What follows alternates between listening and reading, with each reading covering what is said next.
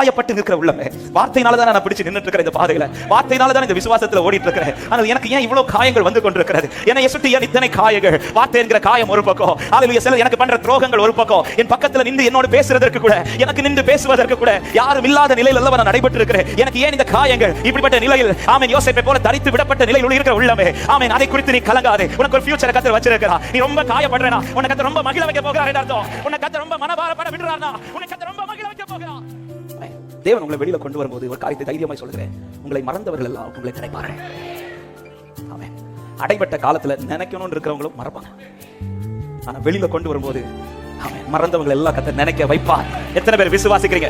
என் உறவுகளை என்ன நினைக்க வைப்பார், என் குடும்பங்களை என்ன நினைக்க வைப்பார், என் ஜனங்களை என்ன நினைக்க வைப்பார். கர்த்தர் அப்படி என்னை மாற்ற போகிறார் என்று விசுவாசிக்கிறவங்க வெளியில கர்த்தர் என்ன கொண்டு வரும்போது அவன் இனி துஷ்டன் என் வழியாய் வருவதும் இல்லை, இனி அடைக்கப்பட்ட வாசல் எனக்கு வருவதில்லை, இனி இந்த சூழ்நிலைகள் எனக்கு திரும்ப வருவதில்லை. ஒரு சின்ன ஒரு காரியம் கூட தேவ பிள்ளைகளுடைய வாழ்க்கையில் இனி அடைபடுகிற சூழ்நிலை வராதபடிக்கு கர்த்தர் எல்லாவற்றையும் முறியடித்து தீவிரமாய் செய்வார் ஆண்டவர். ஆமென். அது எப்ப நடக்கும் தெரியாது, நடக்கிறது சீக்கிரமா நடக்கும்.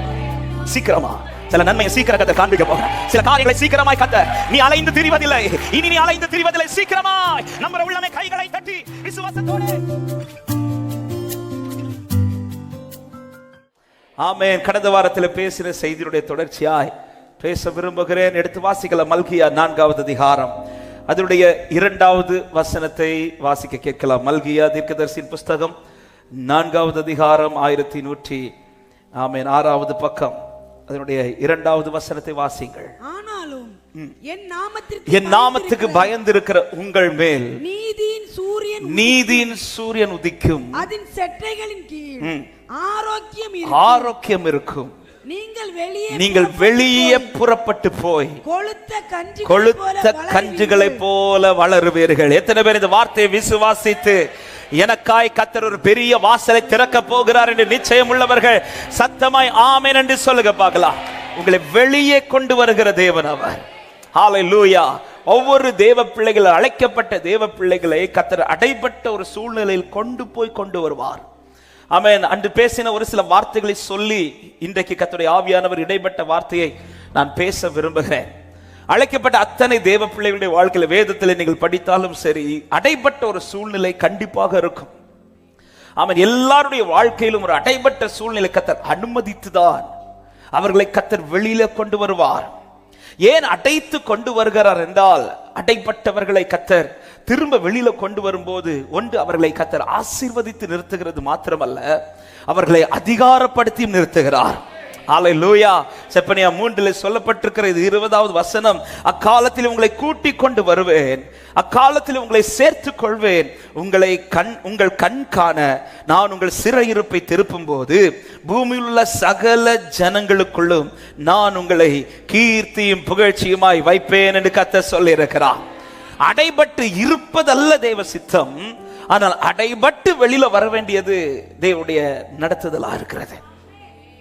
ஒரு தேவ பிள்ளை அடைந்து இருப்பது தேவன் ஒரு நாளும் விரும்ப மாட்டார். அடைபட்ட சூழ்நிலையை வாழ்ந்து அப்படியே ஓட்டத்தை முடிப்பதல்ல தேவ சித்தம். என எல்லா சிறையிருப்பிலிருந்தும் திருப்பும் போது பல வார்த்தைகள், இப்படிப்பட்ட வார்த்தைகள் வேதத்திலே தீர்க்கதரிசிகளை கொண்டு கர்த்தர் வாக்குத்தத்தமா எழுதியிருப்பதை நாம் படிக்க முடியும். சிறையிருப்பிலிருந்து திருப்புவேன், சிறையிருப்பிலிருந்து திருப்புவேன். அப்போ அடைபட்டிருப்பது தேவ சித்தம் கிடையாது. என் வாழ்க்கை எப்பொழுதுமே அடைபட்டே இருக்கிறது என்றால் தேவ பிள்ளை அந்த பாதையை குறித்து யோசிக்கணும், தேவ சமூகத்தில் கேட்கணும். ஆமென். அடைபடுவது என்பது தேவன் நடத்துகிற பாதை, ஆனால் அடைபட்டே இருப்பது அல்ல. ஏற்ற நேரத்தில் அவர்களை வெளியில கர்த்தர் கொண்டு வருவார். வேதத்திலே அத்தனை பரிசுத்தவான்களுடைய வாழ்க்கையிலும் ஒரு சூழ்நிலையில், ஒரு காலகட்டத்திலே கர்த்தர் அடைத்து வைத்தார், ஆனால் அடைத்தே இருக்க விடவில்லை. ஏற்ற நேரத்திலே கர்த்தர் அவர்களை வெளியில மகிமையாய் கொண்டு வந்தார். ஆமென். இந்த நாளிலும் கர்த்தருடைய ஆவியானவர் நமக்கு தீர்க்க தரிசனமா சொல்லுகிற வார்த்தை, ஆமென், அடைத்த நம்மை கர்த்தர் வெளியில கொண்டு வர போகிறார். விசுவாசிக்கிறவங்க சத்தமாய் ஆமென் சொல்லுங்க பார்க்கலாம். ஆமென். அடைப்பது என்பது நிரந்தரம் கிடையாது, திறப்பது என்பதே நிரந்தரம். பக்கத்துல பார்த்து சொல்லுங்க, அடைத்தது நிரந்தரம் அல்ல, திறக்கிறதா நிரந்தரம். ஹல்லேலூயா. Closed doors are temporary, open doors are permanent. ஆமென். அடைத்தது திரும்ப அடைக்க கர்த்தர் விட மாட்டார். அடைத்து ஒருத்தன் வெளியில கொண்டு வந்துட்டார்னா திரும்ப அந்த பாதை அல்ல, அடைப்பது ஒரு விசைதான். ஆமென். யோபுக்கு சோதனை ஒரு விசைதான். யோசேப்புக்கு சோதனை ஒரு விசைதான். அவன் எல்லாருடைய வாழ்க்கையிலும் அடைத்த வாழ்க்கை என்பது ஒரு விசை. வெளியில கொண்டு வந்த பிறகு அதை பெர்மனண்டா கர்த்தர் மாற்றினார். ஆமா, எத்தனை பேர் சொல்ல போறீங்க, அடைத்தது நிரந்தரம் கிடையாது, எனக்காய் திறக்க போறதா நிரந்தரம் என்று சொல்லுகிறவர்கள் சத்தமாய் ஆமென். ஹல்லேலூயா. அவர் அதை திருப்பும் போது அது எப்படி இருக்கும்? சங்கீதம் 126:1 வசனம் சொல்லப்படுகிறது, சீயோனின் சிறையிருப்பை கர்த்தர் திருப்பும் போது சொப்பனம் காண்கிறவர்கள் போல. நேற்றைக்கு கூட ஒரு சகோதரி வந்து ஒரு சாட்சி, அவர்கள் பிள்ளைங்க வாழ்க்கையில கர்த்தர் செய்த ஒரு சில காரியங்கள் வேகமா அது நடந்துச்சான். அது நடக்கும்போது அவங்க சொன்ன வார்த்தையை நீங்க அன்னைக்கு சொன்னீங்களா பாஸ்டர், சொப்பனம் காண்றது போல இன்னைக்கும் எங்களால் அதை நம்ப முடியல. ஆமே, இதெல்லாம் இனி எங்க லைஃப்ல நடக்குமா என்று யோசிச்சோம். சொப்பனம் காண்கிறது போல, ட்ரீம் பார்க்கிறது போல, எல்லாம் சடிதியா சீக்கிரத்திலே காரியங்களை கர்த்தர் வாய்க்க பண்ணுவாராக.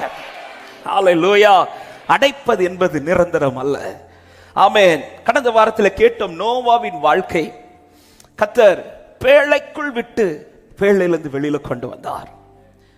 நீதிமானாய் கண்டெடுக்கப்பட்ட நோவா, நீதிமானாய் கண்ட நோவாவை பேழைக்குள் பிரவேசியுங்கள் என்றவர் ஏற்ற நேரம் வந்தபோது அவரே சொல்லுகிறார், பேழையை விட்டு வெளியே வாங்க. அப்ப அடைத்தவருக்கு தெரியும் எப்ப என்ன வெளியில கொண்டு வரணும். பேழைக்குள் அடைத்தது அழிப்பதற்கல்ல, ஒன்று காப்பதற்கும், இரண்டாவது அவனை வெளியில கொண்டு வந்து ஆசீர்வதிப்பதற்கும். இதற்கு அவர் செய்த காரியம் கேட்டோம், அவர் நினைத்தருளினார். பேழைக்குள் இருந்தவனை நினைத்தருளி அவனுக்கு ஒரு காற்றை வீச பண்ணி, அவன் நினைத்தருளி காற்றை வீசினதும் நோவா வெளியில வரவில்லை. அடுத்து ஒரு வார்த்தை சொல்லப்பட்டிருந்தது, பூமி காய்ந்தது. பூமி காய்ந்தது. அந்த தண்ணீர், அந்த ஜலத்தினுடைய ஈரப்பதம் கூட இல்லாத அளவிற்கு பூமியை காய வைத்து விட்டுதான் கர்த்தர் நோவாவை வெளியில கொண்டு வருகிறார். வெளியில கர்த்தர் என்ன கொண்டு வரும்போது அவன் இனி துஷ்டன் என் வழியாய் வருவதும் இல்லை, இனி அடைக்கப்பட்ட வாசல் எனக்கு வருவது இல்லை, இனி இந்த சூழ்நிலைகள் எனக்கு திரும்ப வருவதில்லை. ஒரு சின்ன ஒரு காரியம் கூட தேவ பிள்ளைகளுடைய வாழ்க்கையில இனி அடைபடுகிற சூழ்நிலை வராதபடிக்கு கர்த்தர் எல்லாவற்றையும் முறியடித்து, தாவீது சொல்லுகிற, என் சத்துருக்களை எல்லாரையும் கர்த்தர் முறியடித்து என் சத்துருக்களுக்கு மேல என் தலையை கர்த்தர் உயர பண்ணினார். யுத்தம் இல்லாத இளைப்பாறுதல், இதுதான் தேவன் தருகிற ஆசீர்வாதம். நீங்கள் அமர்ந்து சுகித்திருப்பீர்கள் என்று கடந்த வெள்ளிக்கிழமை கேட்டோம். அமர்ந்து சுகித்திருக்க பண்ணுவார். ஹல்லேலூயா. ஆமென். வெளியில கொண்டு வந்த நோவா வரும்போது எப்படி வந்து பார்க்கிறான் என்றால், அந்த பூமியில் ஈரப்பதம் அல்ல, பூமி காய்ந்திருந்தது. அப்ப சிலது வற்றி போய் அது காய்கிறது வர கர்த்தர் என்ன வெளியில கொண்டு வர மாட்டார். ஆமென். கர்த்தர் கொண்டு வருவார். வரும்போது என் வாழ்க்கை அமர்ந்து சுகித்திருக்கும் என்று விசுவாசிக்கிறோம். கர்த்தருக்கு மகிமை உண்டாவதாக. இந்த நாளிலும் யோசேப்பின் வாழ்க்கையிலிருந்து ஒரு சில காரியங்களை பேசும்படி விரும்புகிறேன். யோசேப்பை குறித்து வேதம் சொல்லுகிறது. ஆதியாகமம் 41 அதிகாரம் அதனுடைய 14வது வசனத்தை வாசியுங்கள். அப்பொழுது பார்வோன் யோசேப்பை அழைப்பித்தான், அவனை தீவிரமாய் காவல் கிடங்கிலிருந்து கொண்டு வந்தார்கள். போதும், சிறைக்குள் இருந்த, காவல் கிடங்கில் இருந்த, அடைபட்டிருந்த யோசேப்பின் வாழ்க்கை தீவிரமாய் இப்பொழுது அவனை அங்கிருந்து வெளியே கொண்டு வருகிறார்கள். ஆமென். இந்த நிலைக்கு யோசேப்பு வருவதற்கு முன்பாக யோசேப்பின் வாழ்க்கை நமக்கு எல்லாருக்குமே தெரியும். பல விதத்தில் இதை தியானித்திருக்கிறோம். எல்லாருக்குமே இந்த சம்பவங்கள் தெரியும். ஆதியாகமம் 37வது அதிகாரத்தில் தான் இதனுடைய ஆரம்பமே இருக்கிறது.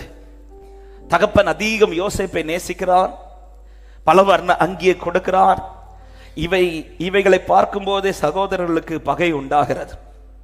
ஆமென். ஹல்லேலூயா. ஒரு தேவ பிள்ளைக்கு விரோதமாய் பகைகள் எழும்புதுன்னா புரிஞ்சுக்கோங்க, அப்பா ரொம்ப நேசிக்கிறார். ஆமென். ஹல்லேலூயா. அதே நேரத்தில் இன்னொரு வார்த்தையை சொல்ல, நான் ஒருத்தங்களை பகைக்கிறேன்னா நானும் புரிஞ்சுக்கணும், ஆண்டவர் அவங்கள ரொம்ப நேசிக்கிறார். ஆமென். யோசேப்பை இப்போ ஏன் உன்னை சகோதரர்கள்லாம் பகைக்கிறாங்கன்னா, யோசேப்பு சொல்லுவார், எங்க அப்பாக்கு என் மேல ரொம்ப. இப்போ தேவ பிள்ளைய உலகம் ரொம்ப பகைக்குதுன்னா புரிஞ்சுக்கோங்க, உன்னத தேவனுக்கு உங்க மேல ரொம்ப பாசம். அப்பா அதிக அன்பு வைக்கிறார். அப்பாவின் நேசம் இப்பொழுது அதிகமானது, சகோதரர்கள் பகைக்கிறார்கள். இதுதான் துவக்கம். இங்கிருந்து துவங்கின இந்த துவக்கம் யோசேப்பை எங்க கொண்டு விட்டது என்றால், ஒரு அடைபட்ட ஒரு வாழ்க்கை. நோவாவை கர்த்தர் அடைத்ததற்கும் இந்த யோசேப்பை அடைக்கிறதுக்கு வித்தியாசம் இருக்கு. நோவாவை அடைக்கும் போது ஒரு பேழையை உண்டு பண்ணும் போதே நோவாவுக்கு ஓரளவு தெரிஞ்சிருச்சு, என்ன சீக்கிரத்தில் பேழைக்குள்ள போட்டு அடைக்க போறார். ஆனா அடைத்தவர் எப்ப திறப்பார் இதெல்லாம் நோவாவுக்கு தெரியாது. திறந்த பிறகு என்ன உண்டாக போகிறது இதெல்லாம் தெரியாது. ஆனா யோசேப்பின் வாழ்க்கை அப்படி இல்ல. யோசேப்புக்கு அடைக்க போறது தெரியாது. இரண்டாவது, யோசேப்பின் வாழ்க்கையில் ஒரு தரிசனத்தை இப்பொழுது காண்பித்து விட்டார். என்ன தரிசனம்னா, இப்பொழுது இருக்கிற நிலை அல்ல, இனி யோசேப்பு இருக்க போற நிலை. இனி யோசேப்பு இருக்க போற நிலை. அதை நான் ஒரே வார்த்தையில் சொல்ல வேண்டுமானால், யோசேப்புக்கு ஒரு தரிசனம், ஒரு வாக்குத்தத்தம் கொடுக்கப்பட்டிருக்கிறது. யோசேப்பு, வாழ்க்கை இப்படி மாற போகிறது, வாழ்க்கையை கர்த்தர் இப்படி மாற்ற போகிறார்.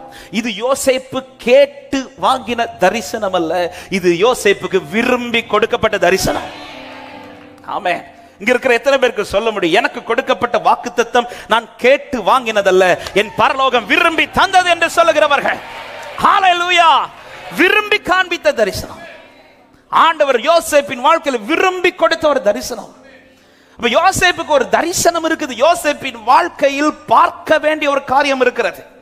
கர்த்தர் அதை விஷனா இப்ப காமிச்சிட்டார், தரிசனமா காமிச்சிட்டார், வாக்குத்தத்தமாய் கொடுத்து விட்டார். நோவாவுக்கு அப்படி அல்ல. நோவாட்ட பேழையை கேட்டு அவ்வளவுதான் சொல்றார். பேழையை கேட்டு, பேழைக்கு அதுக்கு பிறகு என்ன என்பதை ஆண்டவர் ஆரம்பத்திலே சொல்லவில்லை. நான் உலகத்தை அழிக்க போறேன், நீ சேஃபா இருக்கணும்னு பேழையை கேட்டு அவ்வளவுதான் சொல்றார்.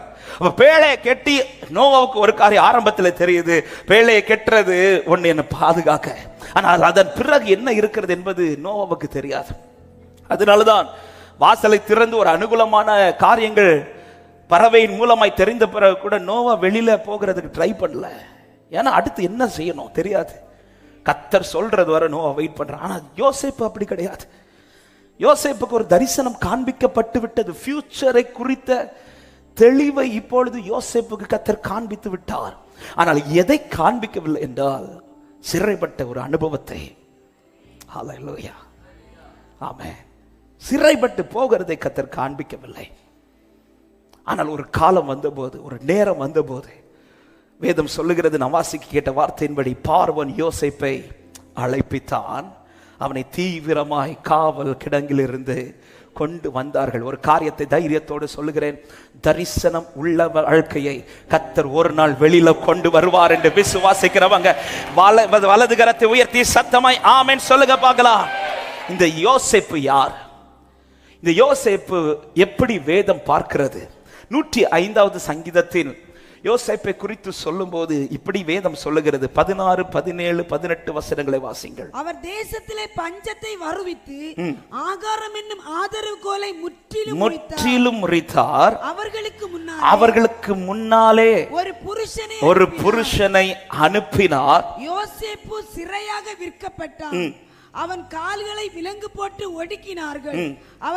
அவன் பிராணன் இரும்பில் அடைபட்டிருந்தான். அப்ப இந்த யோசேப்பு யார் என்றால், அனுப்பப்பட்டவன்.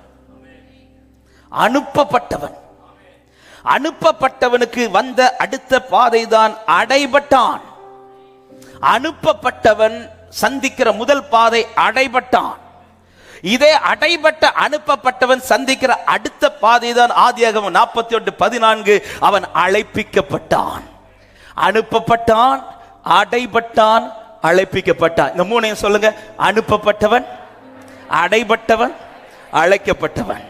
அனுப்பப்பட்டவன், அடைபட்டவன், அழைக்கப்பட்டவன். இந்த அனுப்பப்பட்டவனுக்கும் இந்த அழைக்கப்பட்டவனுக்கும் இடையில ஒண்ணு உண்டு, அதுதான் அடைபட்ட வாழ்க்கை. ஆமென். அனுப்பப்பட்டது சரியானால் ஒரு காலம் வரும்போது நீ அழைக்கப்படுவாய். இதற்கிடையில் நீ அடைபட்டு தான் இருப்பாய். அடைபட்டது டெம்பரரி, அழைக்கப்பட போகிறதா எனக்கு பெர்மனன்ட் சொல்றவங்க மாத்திரம் நல்ல கைகளை தட்டி எத்தனை பேர் இந்த வார்த்தையை விசுவாசிக்கிறீங்க? நான் அனுப்பப்பட்டவன், நான் சிறையாக்கப்பட்டவன் அல்ல, நான் அனுப்பப்பட்டவன். ஹல்லேலூயா. முதலாவது தகப்பனிடத்திலிருந்து சகோதரர்களிடத்தில் அனுப்பப்படுகிறான். பிற்பாடு சகோதரரிடத்திலிருந்து எகிப்துக்கு அனுப்பப்படுகிறான். ஆமென். அதன் பிறகு போத்திபாரின் வீட்டிலிருந்து சிறைக்கு அனுப்பப்படுகிறான். சிறையிலிருந்து பார்வோன் இடத்தில் அனுப்பப்படுகிறான். அனுப்பப்பட்டவன் அழைக்கப்படுகிற ஒரு நாள் உண்டு. அனுப்பப்பட்ட ஒரு தேவ பிள்ளையை தேசம் அழைக்கிற ஒரு நாள் உண்டு. அனுப்பப்பட்டவனை கர்த்தர் வெளியில கொண்டு வருகிற ஒரு நாள் உண்டு. அனுப்பப்பட்டவனை பரலோகம் அழைப்பித்து காண்பிக்கிற ஒரு நாள் உண்டு. எத்தனை பேர் விசுவாசித்து ஆமென்? அனுப்பப்பட்டவன் அழைக்கப்படும் காலம் வரையிலும் அவன் வாழ்க்கை எங்க கர்த்தர் அனுமதிக்கிறார்னா அடைபட்ட வாழ்க்கை. ஹல்லேலூயா. அடைபட்ட வாழ்க்கை. இந்த பாதையை கர்த்தர் அனுமதிக்கிறார். ஹல்லேலூயா. இன்னைக்கு ஏன் கர்த்தர் உங்களை அடைச்சி வச்சிருக்கிறார்னு உலகம் கேட்கும்போது சொல்லுங்க, இது அவர் அனுமதித்த பாதை. ஆமென். நான் அனுப்பப்பட்டவன். ஆதரவு கோலை முறியடிக்க போகிறார் என்பதை தெரிந்து அவர் முன்னமே இந்த யோசேப்பை அனுப்புகிறார். ஆமென். அனுப்பப்பட்டவனை நேர வந்தபோது கர்த்தர் அழைப்பிக்க வைக்கிறார். எனவேதான் ஏசாயா 51:14 இப்படி ஒரு வார்த்தை கொடுக்கப்பட்டிருக்கிறது.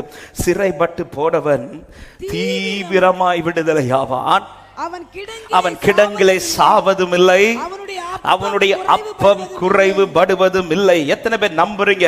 அனுப்பப்பட்டவனை தீவிரமா கர்த்தர் வெளியில கொண்டு வருவார் என்று விசுவாசிக்கிறவங்க ஆமென். அதுதானே பார்வோனை குறித்து ஆமென் யோசேப்பை குறித்து சொல்லும் போதும் நான் வாசிக்க கேட்டது போல பார்வோன் அவனை அழைப்பித்ததும் அவனை எப்படி கொண்டு வராங்க? தீவிரமாய். தீவிரமாய். பக்கத்துல ஒருத்தங்க கைப்பிடிச்சு அவங்க முகத்தை பார்த்து சொல்ல, சில காரியம் ஸ்பீடா நடக்க போது சொல்லுவாங்க. ஹல்லேலூயா. இந்த அடைக்கிற ப்ராசஸ் எல்லாம் கொஞ்சம் டைம் ஆச்சு, ஆனா திறக்கிறதெல்லாம் ஸ்பீடா. ஆமா, என் லைஃப்ல அடைச்சதுக்கு சத்துரு எடுத்த நாட்களை விட என் ஆண்டவர் திறக்க போகிற நாட்கள் சீக்கிரம் என்று விசுவாசிக்கிறவன். ஹல்லேலூயா, ஹல்லேலூயா, ஹல்லேலூயா, ஹல்லேலூயா. என் வாழ்க்கை இடிக்க சத்துரு எடுத்த நாட்களை விட என் ஆண்டவர் கட்டுகிற நாட்கள் சீக்கிரமா இருக்கும். என் வாழ்க்கையை அழிக்க நினைத்த எடுத்த நாட்களை விட என் ஆண்டவர் கட்டுகிற நாட்கள் தீவிரமாய் செய்வார் ஆண்டவர். ஆமென். அது எப்ப நடக்கும் தெரியாது, ஆனா நடக்கிறது சீக்கிரமா நடக்கும். சீக்கிரமா. சில நன்மையை சீக்கிரம் கர்த்தர் காண்பிக்க போகிறார். சில காரியங்களை சீக்கிரமாய் கர்த்தர். நீ அலைந்து திரிவதில்லை, இனி நீ அலைந்து திரிவதில்லை. சீக்கிரமாய் நம்புற உள்ளமே கைகளை தட்டி விசுவாசத்தோட ஹல்லேலூயா ஆமென் சீக்கிரமாய் கர்த்தர் செய்வார். காரணம் நீ அனுப்பப்பட்டவன். எத்தனை பேர் நம்புறீங்க? வலது கரத்தை உயர்த்தி, நான் அனுப்பப்பட்டவன், நான் அனுப்பப்பட்டவன்.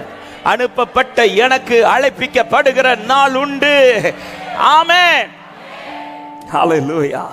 ஆனால் அனுப்பப்பட்டவன் அழைக்கப்படுவதற்கு முன்பாக அடைபட்டிருப்பான். இப்பொழுது இந்த யோசேப்பை கர்த்தர் வெளியில கொண்டு ஒரு காலம் வருகிறது. அவர் எப்படி வெளியில கொண்டு வருகிறார்? ஆதியாகமம் 41வது அதிகாரம் அதனுடைய 1வது வசனத்தை வாசிங்கள். 2 வருஷம் சென்ற பின்பு பார்வோன் ஒரு சொப்பனம் கண்டார். அது என்ன? போதும். இந்த வசனம் சொல்லப்படி 2 வருஷம் சென்ற பின்பு. இங்கே வேதம் தெளிவாய் காண்பிக்கிறது, ஒரு கால குறிக்கப்படுகிறது. அது என்ன காலம்? 2 வருஷம் தாண்டி. இந்த இடத்துல இப்படி சொல்லியிருக்கலாம். என்ன சொல்லியிருக்கலாம்? ஒரு நாள் பார்வோன் ஒரு சொப்பனத்தை கண்டான், இப்படி சொல்லியிருக்கலாம். ஆனா 2 வருஷம்னு அங்க மென்ஷன் பண்ண ரீசன், தரிசனம் உடையவனை வெளியில கொண்டு வர ஒரு காலம் நிர்ணயிக்கப்பட்டிருக்கிறது.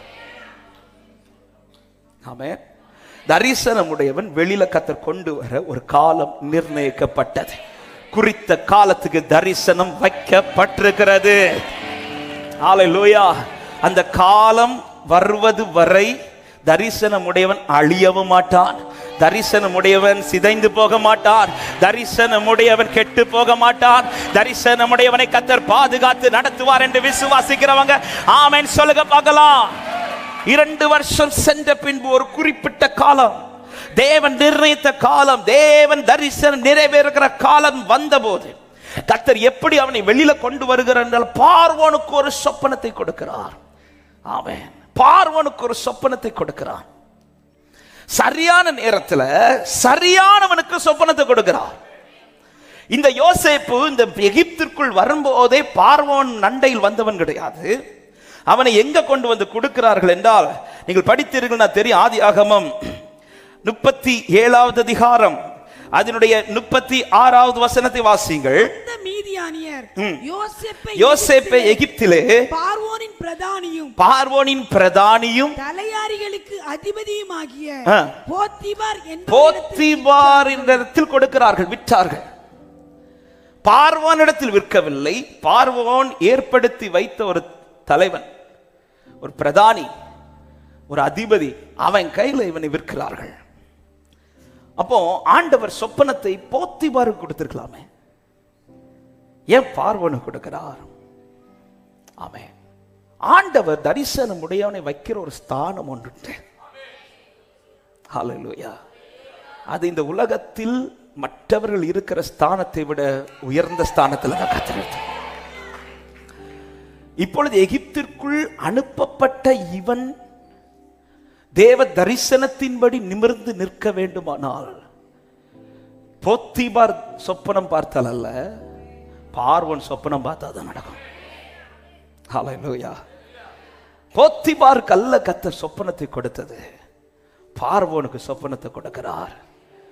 அதாவது எங்க கிரியை செய்தா என் பிள்ளை லைஃப்ல இந்த தரிசனம் நிறைவேறணுமோ அங்க என் ஆண்டவர் கிரியை செய்வார்னு நம்புறவங்க மாத்திரம் கரத்தை தட்டி ஆமென் என்று சொல்லி, ஹல்லேலூயா, ஆமென். யாருக்கு இந்த சொப்பனத்தை கொடுத்தா, யாருக்குள்ள கிரியை செஞ்ச, யார் வாழ்க்கையில எந்த இடத்துல என் ஆண்டவர் கிரியை செய்தால் என் பிள்ளையுடைய வாழ்க்கையில நான் கொடுத்த தரிசனம் நிறைவேறுமோ அந்த இடத்துல கிரியை செய்ய என் ஆண்டவர் வல்லவராக இருக்கிறார். ஹல்லேலூயா. என் ஆண்டவருக்கு போத்திபார் வாழ்க்கையை வைத்தும் செய்ய முடியும், பார்வோனை வைத்தும் செய்ய முடியும். எந்த காரியமே என் ஆண்டவருக்கு ஒரு தடை கிடையாது. காரணம், நான் ஆராதிக்கிறவர் பார்வோனை காட்டிலும் பெரியவர், நான் ஆராதிக்கிறவர் உலகத்தில் உள்ள எல்லாரை காட்டிலும் பெரியவர் என்று சொல்லுகிறவர்கள் ஆமென் சொல்லுங்க பார்க்கலாம். யோசேப்பை இப்பொழுது அனுப்புனது போத்திபாரின் வீட்டில் இருப்பதற்கல்ல, பார்வோனுக்கு மேல இருக்கணும். பார்வோன் சொல்லணும் எதுனாலும் யோசேப்பை கேட்டு. போத்திபார் வீட்டில் ஒரு உயர்வு இருக்குமானால் என்ன இருந்தாலும் போத்திபார் தான் யோசேப்புக்கு மேல இருப்பார். ஆனா இப்போ கர்த்தர் கொடுத்த இந்த ஸ்தானம் என்பது போத்திபாரே இப்ப யோசேப்பு கிட்ட தான் வந்து நிற்கும். ஆமென். தரிசனமுடைய தேவ பிள்ளைகள் சாதாரணமானவர்கள் அல்ல. தரிசனம் ஒன்று உங்க லைஃப்ல இருக்குதுன்னா கர்த்தர் உங்களை கீழாக அல்ல, கர்த்தர் உங்களை மேலாக நிறுத்த வல்லவரா இருக்கிறார். ஆமென். கர்த்தர் என்ன வெயிட் பண்ற 2 வருஷம் காலம் குறிக்கப்பட்டது. அந்த குறித்த காலத்தில் என் போத்திபார் வீட்டில் இத்தனை நாள் இருக்கும்போது போத்திபாருக்கு ஒரு சொப்பனத்தை கொடுத்து போத்திபாரை கொண்டு சில காரியத்தை கர்த்தர் செய்து, அப்படி அல்ல, யோசேப்பை ஒன்றை எப்படி வெளியில கொண்டு வரணும், அதுக்கு எங்க கிரியை செய்யணும், அங்க என்ன செய்யணும், இது எல்லாம் கர்த்தருக்கு தெரியும். ஹல்லேலூயா. யோசேப்பே, இதுக்கு இடையில நீ எந்த குறுக்கு வழியும் போகாத, யார்கிட்ட ரெக்கமெண்டேஷன்லாம் கேட்க போகாத, உனக்காக எங்க கிரியை செய்யணுங்கிறதை குறித்த காலம் வைத்திருக்கிறார். அப்பொழுது கர்த்தர் செய்வார் என்று நம்புறவங்க ஆமென் சொல்லுங்க பார்க்கலாம். எங்க கிரியை செய்ய வேண்டும் என்பது அவருக்கு தெரியும். ஆமென். அதுவரை நீங்கள் அவசரப்படாதீர்கள். வார்த்தை உடையவனுக்கு எப்போ எங்க கிரியை செய்ய வேண்டும் என்பது என் ஆண்டவர் அறிவார். ஹல்லேலூயா. ஆண்டவருக்கு தெரியும் எங்க எப்போ கிரியை செய்யணும், எந்த இடத்துல கை வைக்கணும், எங்க என்ன செய்யணும். ஹல்லேலூயா. சொப்பனம் யாருக்கு கொடுக்கணும், யாருக்கு கொடுத்த இந்த யோசேப்பின் வாழ்க்கையில நான் வைத்த தரிசனம் நிறைவேறும், யாருக்கு கொடுத்த நான் பார்த்த இந்த பொசிஷன்ல யோசேப்புக்கு வர முடியும், இதை அவர் அறிந்ததினால. பாருங்க, சிறைச்சாலைக்குள் இருக்கும்போது கூட 2 பேர் ஒருத்தர் சொப்பனம் பார்த்து சொல்றான். ஆமென். அப்படி சொப்பனம் பார்த்து அவன் சொன்னது போல நடந்ததும் யோசேப்பு ஒரு ரெக்கமெண்டேஷன் வைக்கிறார். நீ ராஜா முன்னாடி செய்து இதெல்லாம் நடக்கும்போது நீ என்ன கொஞ்சம் நினைச்சுக்கோ. ஆமென். ஆனா அவன் சொல்லி நடந்த உடனே அவனை குறித்து வேதம் சொல்லுகிறது அவன் மறந்து. ஆமென். அவ்வளவு சீக்கிரத்தில் இப்படி ஒரு பெரிய காரியம் நடக்கும்போது இது யோசேப்புனால தான் நடந்துச்சுன்னு அவனுக்கு எப்படிங்க மறக்க முடிஞ்சிச்சு? ஒருத்தங்க ஒரு சின்ன ஹெல்ப் ஒரு அவசரமான சிச்சுவேஷன்ல செஞ்சாலே நாம் அவங்களை ஈஸியெல்லாம் மறக்க மாட்டோம். இப்பொழுது இவனுக்கு நடந்தது ஒரு பெரிய சம்பவம், பெரிய காரியம். சிறைச்சாலைக்குள்ளிருந்து அவன் வெளியில வந்து இப்பொழுது நடந்த காரியம் என்பது அது பெரிய, தன் வாழ்க்கையில ஒரு பெரிய காரியம். அப்படி ஒரு பெரிய காரியத்துக்கு உதவியா இருந்தது யோசேப்பு. ஆனா வேதம் சொல்லுகிறது அவன் மறந்தான் என்று. நான் நம்புறேன் அவன் மறக்கல, அவனை மறக்க வச்சார். யோசேப்பே, உன்னுடைய உயர்வை தீர்மானிப்பது நீ இப்போ ஒருத்தனுக்கு சொப்பனத்துக்கு அர்த்தம் சொன்ன இவன் கிடையாது, அவனுக்கு மேல ஒருத்தன் இருக்கிறான் பாரு. ஹல்லேலூயா. அவனுக்கு மேல ஒருத்தன் இருக்கிறான் பாரு. ஹல்லேலூயா. அவனுக்கு நான் சொப்பனத்தை கொடுப்பேன். அப்ப ஏன் ஆண்டவரே இவனுக்கு சொப்பனத்தை பார்க்க வச்சு அவன் சொப்பனத்துக்கு என்ன வச்சு அர்த்தம் சொல்ல வச்சீங்கன்னா, இதெல்லாம் உனக்கு ட்ரைனிங் பீரியட். ஆமா, இப்போ இவனுக்கு சொப்பனத்தின் அர்த்தம் சொல்லும் போது யோசேப்புக்கு இப்போ ஒரு கான்ஃபிடன்ட் வந்துட்டு. என்ன கான்ஃபிடன்ட்? நான் சொப்பனம் பார்க்கிறவன் மட்டும் இல்ல, சொப்பனத்துக்கு இப்ப அடுத்து பார்வோனுக்கு சொப்பனம் வரும்போது யோசேப்பு தைரியமா போய் நிக்கிறான். யாருக்கு முன்னாடி தெரியுமா? பார்வோனுக்கு முன்னாடி. எப்படிப்பா இந்த தைரியம் உனக்கு வந்துச்சு? எனக்கு கான்ஃபிடன்ட் இருக்கு, கர்த்தர் என்ன மோல்டு பண்ணிட்டார், என்ன உருவாக்கிட்டார், இனிதான் என் வாழ்க்கையில கர்த்தர் கிரியை செய்ய போகிறார். ஆமென். ஹல்லேலூயா. பல ட்ரைனிங் பீரியட், இதுதான் நம்ம லைஃப்னு நினைக்கிறோம். இது ட்ரைனிங், இனிதான் ரியாலிட்டி வரவே போகிறது. இங்க டிரைவிங் ஸ்கூல் போனீங்கன்னா எடுத்த உடனே லைசன்ஸ் தர மாட்டாங்க. கொஞ்ச நாள் என்ன பண்ணுவாங்க, எல்லுன்னு ஒரு போர்டு இருக்கும். எல்லு போர்டு போட்டதுனால உனக்கு டிரைவிங் தெரியும் கிடையாது, நீ இது ட்ரைனிங். ஆமா, எள்ளு போட்டு போற அந்த வண்டியெல்லாம் பார்க்கும்போது நம்ம இடிக்க தோணவே தோணாது, அவங்க வந்து இடிப்பாங்க, அது வேற. ஆனா இந்த எள்ளு போர்டு போட்டு சிலர்லாம் சுத்தி எள்ளு ஓட்டிருப்பாங்க. ஏன்னா இதெல்லாம் ட்ரைனிங். இதே போல யோசேப்பே இப்படி ஒருத்தனுக்கு சொப்பனத்தை பார்க்க வச்சு ஒன்ன வச்சு அர்த்தம் சொல்ல வச்சதெல்லாம் இதெல்லாம் ட்ரைனிங். இதல்ல உனக்கு எங்க கிரியை செய்யணும்னு எனக்கு தெரியும். இந்த வார்த்தையை சொல்லும் போதே சபைக்கு ஒரு காரியத்தை சொல்றேன். உங்களுக்காக எங்க கிரியை செய்ய வேண்டும் என்பது என் தகப்பன் அறிந்திருக்கிறார் என்று நிச்சயம் உள்ளவர். கிரியை செய்ய வேண்டிய இடத்தில் கிரியை செய்து, ஆமென், பார்வோனுக்கு சொப்பனத்தை கொடுத்து, ஆமென், அந்த தேசத்திலே இனி ஒரு காரியத்தை கர்த்தர் செயல்படுத்துகிறார். என்ன செயல்படுத்துகிறார்னா, வேற யாருக்கும் சொப்பனத்துக்கு அர்த்தம் சொல்லாதபடிக்கு தேவ ஞானம் உண்டாகாமல் யோசேப்புக்கு மட்டும் இந்த ஞானத்தை கர்த்தர் கொடுத்து. ஹல்லேலூயா. எத்தனை மந்திரவாதிகள் அந்த அரண்மனையில் இருந்திருப்பார்கள், எத்தனை ஞானிகள் இருந்திருப்பார்கள். ஆனா பார்வோனின் இந்த சொப்பனத்திற்கு அந்த அரண்மனைக்குள்ள இருக்கிற அல்லது அந்த எகிப்திற்குள்ள இருக்கிற யாருக்கு கர்த்தர் ஞானத்தை கொடுக்காமல் சிறைப்பட்டு போன அனுப்பப்பட்டவனுக்கு அந்த ஞானத்தை கொடுத்து கர்த்தர் அவனை வெளியில கொண்டு வருகிறார். ஹல்லேலூயா. சொப்பனத்தை கொடுத்து வெளியில கொண்டு வருகிறார். ஏன் குறித்த காலத்துல பார்வோனுக்கு சொப்பனத்தை கொடுத்து இந்த காலத்தில் இவனை இப்படி வெளியில கொண்டு வருகிறார் என்றால், இப்படி அவன் கொண்டு வரப்படும் போது நடக்கிற காரியங்கள், ஒரு சில காரியங்களை சொல்ல விரும்புகிறேன். பார்வோனுக்கு சொப்பனத்தை கொடுத்த போது முதல் நடக்கிற காரியம் ஆதியாகமம் 41வது அதிகாரம் அதனுடைய 9வது வசனத்தை வாசியுங்கள். அப்பொழுது பானபாத்திரக்காரரின் தலைவன் பார்வோனை நோக்கி, நான் செய்த குற்றம் இன்றுதான் என் நினைவில் வந்தது என்று சொல்லி, அவன் சிறைச்சாலை இருக்கும் போது அவன் கண்ட சொப்பனங்கள், அதற்கு யோசேப்பு விளக்கம் சொன்னதையும் யோசேப்பு தனக்கு செய்த உதவியையும் ஏற்ற நேரத்தில் பார்வோனுக்கு சொல்லுகிறான். ஆமென். தேவன் உங்களை வெளியில கொண்டு வரும்போது ஒரு காரியத்தை தைரியமாய் சொல்லுகிறேன், உங்களை மறந்தவர்கள் எல்லாம் உங்களை நினைப்பார்கள். ஆமென். அடைபட்ட காலத்துல நினைக்கணும்னு இருக்கிறவங்களும் மறப்பாங்க. ஆனா வெளியில கொண்டு வரும்போது, ஆமென், மறந்தவங்களை எல்லாம் கர்த்தர் நினைக்க வைப்பார். எத்தனை பேர் விசுவாசிக்கிறீங்க? என் உறவுகளை என்ன நினைக்க வைப்பார், என் குடும்பங்கள் என்ன நினைக்க வைப்பார், என் ஜனங்களை என்ன நினைக்க வைப்பார். கர்த்தர் அப்படி என்னை மாற்ற போகிறார் என்று விசுவாசிக்கிறவங்க, ஹல்லேலூயா. கொண்டு வருகிற காலத்துல மறந்தவன் நினைக்கிறான். யோசேப்புன்னு ஒருத்தன் உண்டு. ஆமென். யோசேப்புன்னு ஒருவன் உண்டு. மறக்கிறவனை நினைக்க வைக்கிறது மாத்திரமல்ல, ஏசாயா இப்பொழுது நான் வாசிக்க கேட்டது போல ஆதியாகமம் 41வது அதிகாரம் 14வது வசனத்தில் சொல்லப்படுகிறது, அப்பொழுது பார்வோன் யோசேப்பை அழைப்பித்தான். இப்பொழுது பார்வோனால் தேடப்படுகிறான். இப்பொழுது எகிப்திலேயே உயர்ந்த ஸ்தானத்திலும் உன்னதமான ஸ்தானத்திலும் அறியப்படுகிறவன் தான் இந்த பார்வோன். தேவன் வெளிப்படுத்துகிற காலத்துல, யோசேப்பை வெளியில கொண்டு வருகிற காலத்துல நாம் வாசிக்க கேட்டோம் மல்கியாவில் எப்படி அவர் வெளியில புறப்பட்டு போக வைப்பார் என்றால், நீதியின் சூரியன் உன்மேல் உதிக்கிறார்.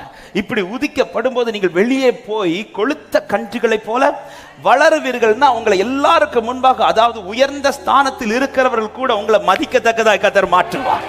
அதேதான் ஏசாயா 60:2-3 சொல்லப்பட்டிருக்கிறது. இதோ இருள் பூமியையும் காரிருள் ஜனங்களையும் மூடும், ஆனாலும் உன்மேல் கர்த்தர் உதிப்பார், அவருடைய மகிமை உன்மேல் காணப்படும். அடுத்த வார்த்தை, உன் வெளிச்சனிடத்திற்கு ஜாதிகளும் உதிக்கிற உன் ஒளியினிடத்திற்கு ராஜாக்களும் நடந்து வருவார்கள் என்று விசுவாசிக்கிறவங்க ஆமென் சொல்லுங்க பார்க்கலாம்.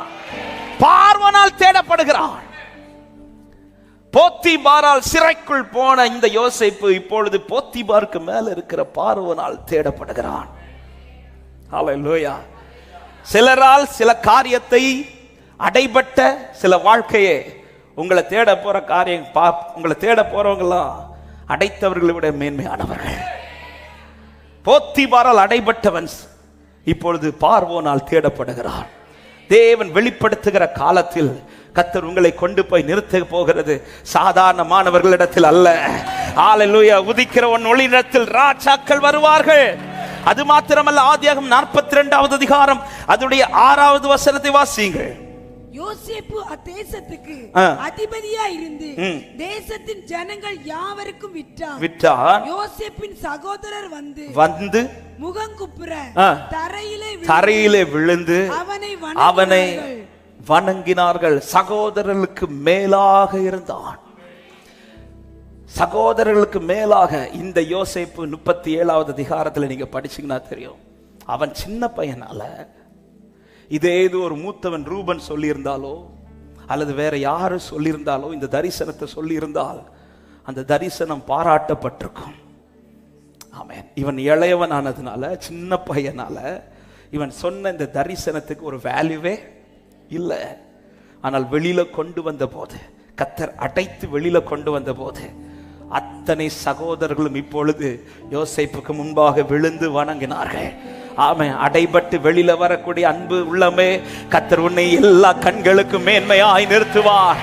நீ வெட்கப்பட்ட சகல தேசத்திலும் கர்த்தர் உன்னை கீர்த்தியும் புகழ்ச்சியுமாய் நிறுத்துவார் என்று விசுவாசிக்கிறவங்க கைகளை தட்டி ஆமென் என்று சொல்லுங்க பார்க்கலாம். ஹல்லேலூயா. ஆமென். சகோதரர்களுக்கு மேலாக அவன் தரிசனத்தை கர்த்தர் நிரூபித்து காண்பிக்கிறார்.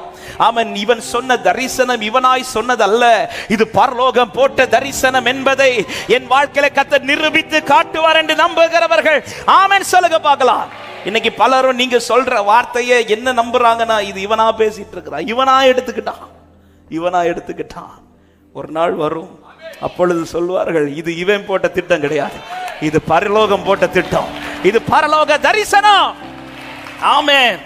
அது மாத்திரமல்ல, இந்த காலகட்டத்தில் வந்தபோது யோசேப்புக்கு 2 காரியங்கள் கொடுக்கப்படுகிறது. ஒன்று, வஸ்திரம் தரிப்பிக்கப்பட்ட. ஆதியாகமம் 41வது அதிகாரம் 42வது வசனத்தை வாசியுங்கள். பார்வோன் தன் கையில் போட்டிருந்த தன் முத்திரை மோதிரத்தை கழற்றி அதை யோசேப்பின் கையிலே போட்டு மெல்லிய வஸ்திரங்கள். இவன் சிறைச்சாலையிலிருந்து வரும்போதே வஸ்திரம் போட்டு தான் வருகிறான். ஆனால் இப்பொழுது பார்வோனுக்கு முன்பாய் அவன் வெளியில கொண்டு வந்த பிறகு பார்வோன் இவனுக்கு ஸ்பெஷல் ஆடைகள், ஸ்பெஷல் டிரெஸ்ஸஸ் கொடுக்கிறார், மெல்லிய வஸ்திரங்கள். இந்த வஸ்திரம் என்பது அந்த தேசத்தின் முதன்மையா எண்ணப்படுகிற பார்வோனால் தரிப்பிக்கப்பட்டது. ஹல்லேலூயா. பார்வோனால் விரும்பி தரிப்பிக்கப்பட்ட வஸ்திரம். இந்த வஸ்திரம் மற்ற வேற யாருக்கும் இருக்காது. இது யோசேப்புக்கு மட்டும் தரிப்பிக்கப்பட்ட வஸ்திரம். என்ன இதன் அடையாளம்? இதே யோசேப்பு பல நாட்களுக்கு முன்பாக தன் சகோதரர்களை பார்க்க போன போது வேதம் சொல்லுகிறது, ஆதியாகமம் 37வது அதிகாரம் அதனுடைய 23வது வசனத்தை வாசிங்கள். யோசேப்பு தன் சகோதரரிடத்தில் சேர்ந்தபோது யோசேப்பு உடுத்தி கொண்டிருந்த பலவர்ண அங்கியை அவர்கள் கழற்றி போட்டார்கள். யோசேப்பின் ஆரம்பம் என்பது தகப்பன் கொடுத்த வஸ்திரம் கழற்றப்பட்டது. அடைபட போகிற பாதையிலே அவனுக்கு போட்டப்பட்ட வஸ்திரம் கழற்றப்பட்டது. ஆனால் வெளியில கொண்டு வரும்போது என்ன வஸ்திரம் கழற்றப்பட்டதோ அதை விட ஒரு மகிமையான வஸ்திரம் இப்பொழுது தரிப்பிக்கப்படுகிறது. ஹல்லேலூயா. எத்தனை பேர் விசுவாசிக்கிறீங்க? என்ன வெளியில கொண்டு வரும்போது நான் இழந்ததை எனக்கு மகிமையாய் திருப்ப கர்த்தர் கொண்டு தருவார் என்று நம்புகிறவர்கள் ஹல்லேலூயா. ஆமென். ஆனால் இந்த கழற்றப்பட்ட வஸ்திரத்திற்கும் தரிப்பிக்கப்பட்ட வஸ்திரத்துக்கும் வித்தியாசம் இருக்கு. ஆமென். கலட்டப்பட்ட வஸ்திரம் தகப்பன் கொடுத்த பலவர்ண அங்கி, அதுவும் அப்படிதான். மற்ற யாருக்கும் இல்லாத வஸ்திரம் தான் யோசேப்புக்கு கொடுக்கப்பட்டது. ஆனா அந்த கலட்டப்பட்ட இந்த வஸ்திரத்திற்கு ஒரு எல்லை இருக்கு. என்ன எல்லைன்னா, வீட்டுக்குள்ள ஷைன் பண்ணிக்கலாம். அப்பா இருக்கிற அந்த அறைக்குள்ள அந்த வஸ்திரத்தை போட்டு ஷைன் பண்ணிக்கலாம். கொஞ்சம் அந்த வீட்டை விட்டு சகோதரர்கள் இருக்கிற வெளியில வந்தாரு, வஸ்திரத்தை கை வச்சிட்டாங்க. அப்போ ஒரு 4 சுவருக்குள்ள இந்த வஸ்திரத்துக்கு மதிப்பு இருக்கு. அப்பா கொடுத்த வஸ்திரத்துக்கு 4 சுவருக்குள்ள மதிப்பு இருக்கு. அந்த சுவரை விட்டு வெளியில வந்ததும் கை வச்சிட்டான்.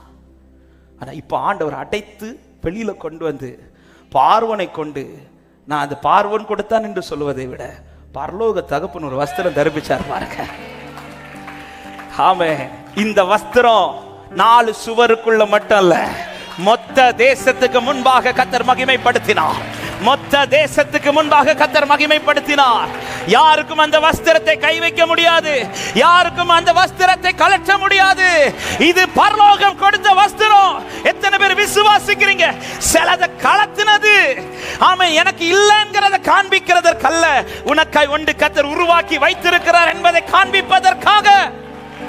ஆமென். இந்த வஸ்திரம் தரிப்பிக்கப்பட வேண்டுமானால் யோசேப்பே ஏற்கனவே இருந்த வஸ்திரம். அப்ப சலதை ஏன் கலத்தினார்னு தெரிஞ்சா? ஆமென். தகப்பன் கொடுத்த வஸ்திரத்துக்கு ஒரு எல்லை இருக்கு. பரலோக தகப்பன் கொடுக்கிற வஸ்திரத்திற்கு எல்லை கிடையாது. என் தேவன் எனக்கு செய்ய போகிற அதிசயமான கிரியைகளுக்காய் ஸ்தோத்திரம் என்று சொல்லுகிறவர்கள் நல்ல கைகளை தட்டி ஆமென் என்று சொல்லுங்க பார்க்கலாம். ஹalleluya. ஆமென், ஆமென். ஒரு மெல்லிய வஸ்திரம், பரலோக தகப்பன் இப்பொழுது கொடுக்கிற வஸ்திரத்துக்கு வேல்யூவே வேற. ஹalleluya.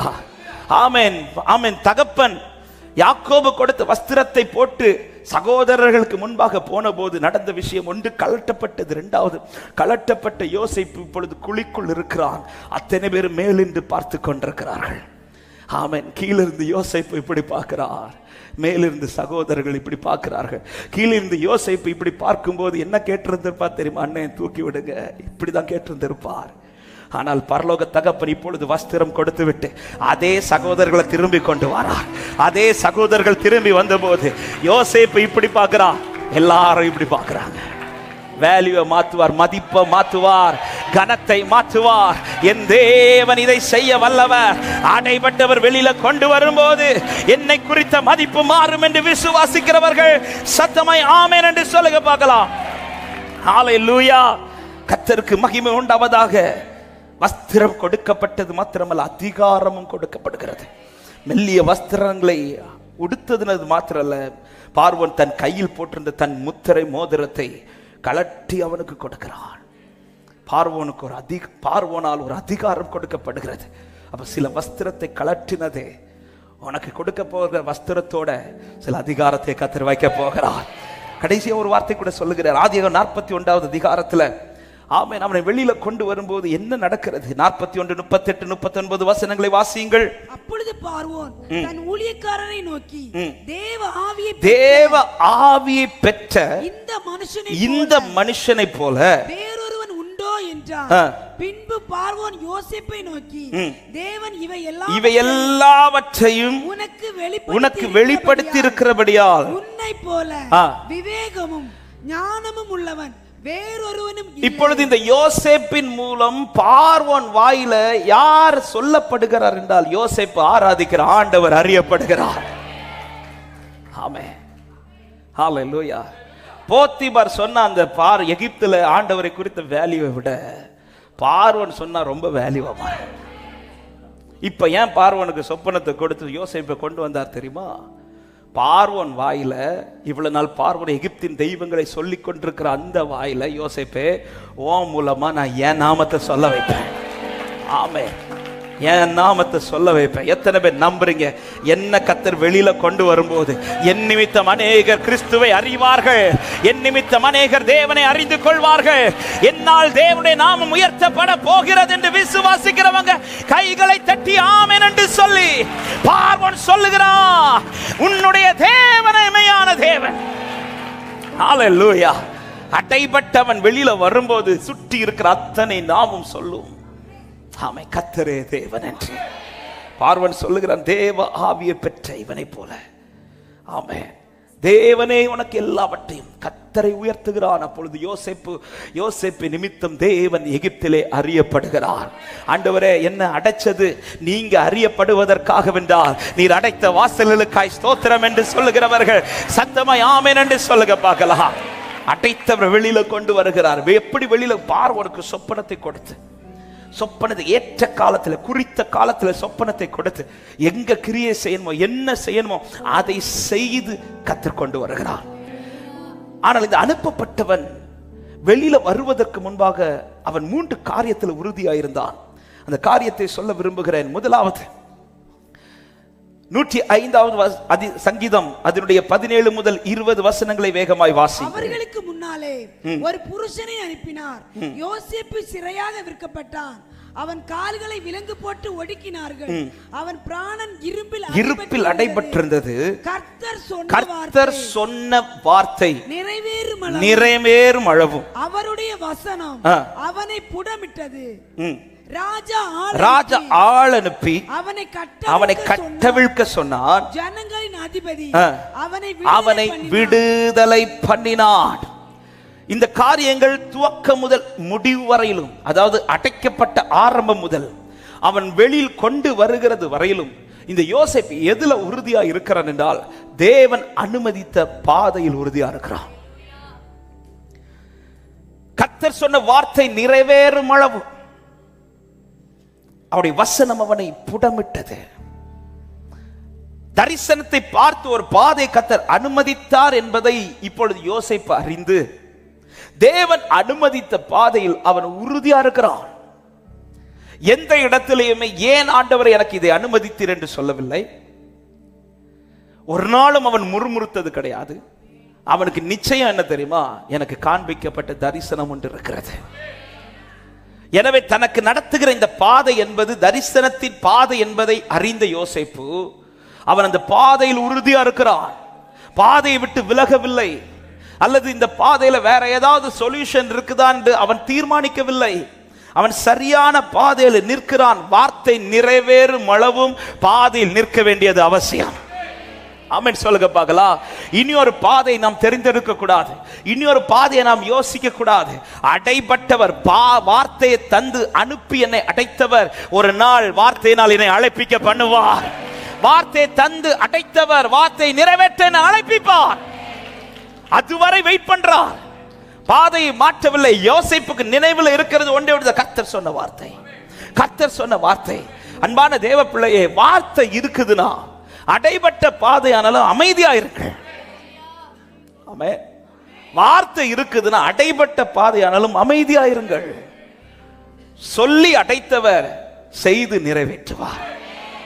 ஆமென். சொல்லி அடைத்தவர் செய்ய உங்களை வெளியில கொண்டு வருவார். வார்த்தையினால் அடைபட்ட பேழைக்குள் இருந்த நோவாவை தானே நினைத்தருளினார். கடந்த வாரத்தில் கேட்டோமே, யாரை நினைக்கிறார்னா பேழைக்குள் இருந்தவனை. பேழைக்குள் இருந்த எல்லாரையும் நினைக்கிறார். நோவாவையும் அவன் குடும்பத்தை மாத்திரமல்ல, அந்த பறவைகளை நினைக்கிறார், மிருகங்களை நினைக்கிறார். அப்ப வார்த்தைக்குள் ஒருவன் நிற்கிறான் என்றால், தரிசனத்திற்குள் இருக்கிறான் என்றால், நிச்சயம் அவன் பாதையில் உறுதியாக இருந்தால் அவனை கர்த்தர் வெளியில கொண்டு வருவதில் உறுதியாக இருக்கிறார். ஆமென். அவன் பாதையில் உறுதியா இருக்கிறதுக்கு 2 காரியங்கள் உறுதியா இருந்தான். 1 பரிசுத்தம், 2 பாரம் தன்னை நெருக்காதபடி உறுதியா இருக்கிறான். பரிசுத்தமா இருக்கிறான். இந்த தரிசனத்தின் பாதையில் நிற்கிறவன் கவனிக்க வேண்டியது, நேற்றை கூட செய்தி அதிகம் கேட்டோம். ஆமென். தேவன் அனுமதிக்கிற பாதை பரிசுத்த வழியாய் தான் இருக்கும். நேற்றைக்கு வாசித்த வசனம் ஏசாயா 35:8. அங்கே பெரும்பாதையான வழியும் இருக்கும், அது பரிசுத்த வழி எனப்படும். தீட்டுள்ளவன் அதில் நடந்து வருவதில்லை. அந்த வழியில் நடக்கிறவர்கள் பேதையராயிருந்தாலும் திசை கெட்டு போவதில்லை. ஒரு தேவ பிள்ளை நன்றாய் புரிந்து கொள்ளுங்கள். தேவ பிள்ளையை தேவன் நடத்துகிற எந்த பாதையானாலும் அது பரிசுத்தமான வழி. ஆமென் சொல்லுங்க பார்க்கலாம். எனவே பரிசுத்தத்திலே ஜாக்கிரதையா இருந்தான். யோசேப்பின் வாழ்க்கையில கவனித்து பாருங்க. ஆமென். போத்திபாரின் வீட்டில் இருக்கும்போது, போத்திபாரின் மனைவி பாவத்திற்காய் அவளை இழுக்கும் போது யோசேப்பு ஏற்கனவே எல்லாமே அவன் வாழ்க்கையில கஷ்டங்களை தான் அனுபவித்தவன். இந்த இடத்துல பாவம் செய்வதற்கான அனுகூலம் அநேகம் இருந்த பிறகு கூட அவன் அதை உதறிவிட்டு, எதனால உதறிவிட்டு போறான்னா, என்னை பார்க்கறதுக்கு இங்க யாராவது இருக்கு, இப்படி அல்ல, எல்லாவற்றையும் பார்க்கிற பரிசுத்தர் ஒருவர் இருக்கிறார்.